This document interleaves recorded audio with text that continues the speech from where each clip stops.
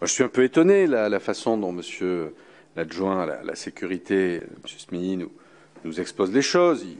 Il nous dit qu'en fait, le conseil municipal est un lieu d'enregistrement de délibération, mais que si véritablement on veut s'intéresser à la politique municipale, au sens de politique publique, il suffit de suivre la presse et de suivre votre agenda médiatique pour savoir que dans tel ou tel domaine, on doit s'attendre à telle ou telle décision. C'est une information.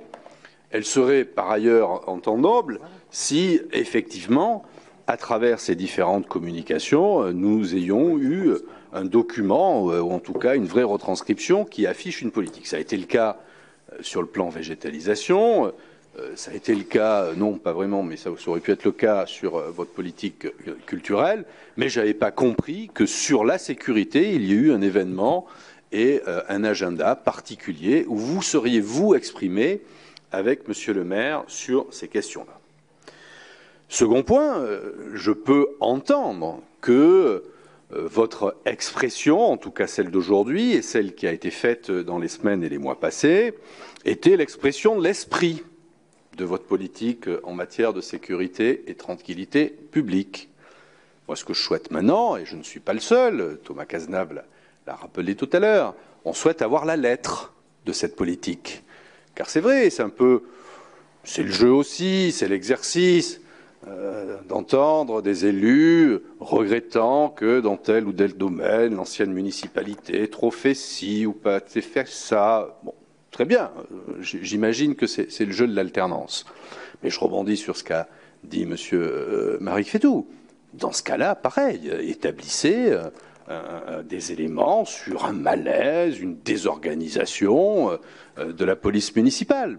Et si ce n'est pas le cas, là pareil, on va pouvoir s'appuyer sur le règlement intérieur où il y a un article, je ne l'ai plus déjà en tête, mais je le retrouverai, qui permet à X% des conseillers municipaux de demander une mission d'audit et d'information. Et si ça peut vous aider, nous le ferons valoir au début du mois de janvier pour vous demander une mission d'évaluation sur les circonstances de l'exercice de la police municipale. Jusqu'à maintenant, et parmi les annonces que vous avez pu faire, il y a ce que vous avez redit aujourd'hui, un plan de recrutement.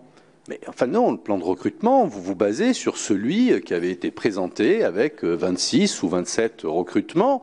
Je n'ai pas vu, à l'heure où on parle, une seule délibération sur les ouvertures de postes ou les transformations de postes, qui repose d'ailleurs sur une décision du comité technique. Vous en avez passé beaucoup depuis le mois de juillet, c'est normal, il y en a une par mois. Je n'ai pas vu aujourd'hui une seule délibération qui reprend une décision du comité technique ouvrant des postes supplémentaires.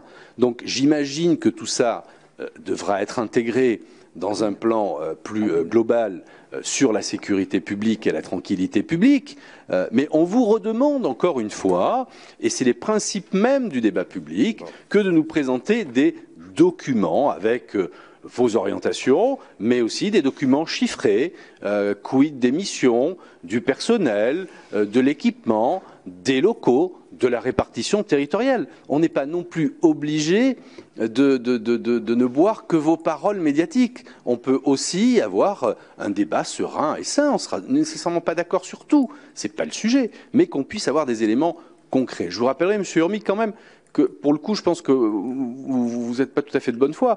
Depuis les 6 ans que je suis élu à la ville de Bordeaux, d'abord en tant qu'adjoint, après en tant que maire, je n'ai pas souvenir d'un seul sujet inscrit à l'ordre du jour du conseil municipal, mais je ferai la recherche, j'ai tous les PV. Donc je vais tous les regarder, je ferai ça à un moment ou à un autre, et je n'ai pas souvenir que sur un seul sujet, même une communication, je ne parle même pas de délibération, de communication, il n'y ait pas eu un document écrit.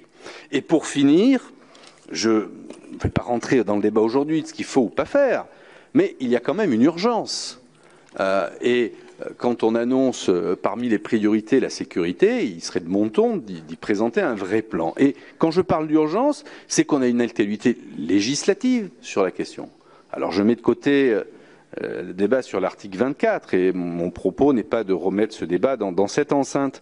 Mais toute la première partie de ce texte important concerne la place des polices municipales dans ce continuum de sécurité qui a été abordé par Marique Fétou. Et donc, on aimerait avoir le moment venu, peut-être attendez-vous l'adoption définitive de ce texte, s'il a lieu un jour.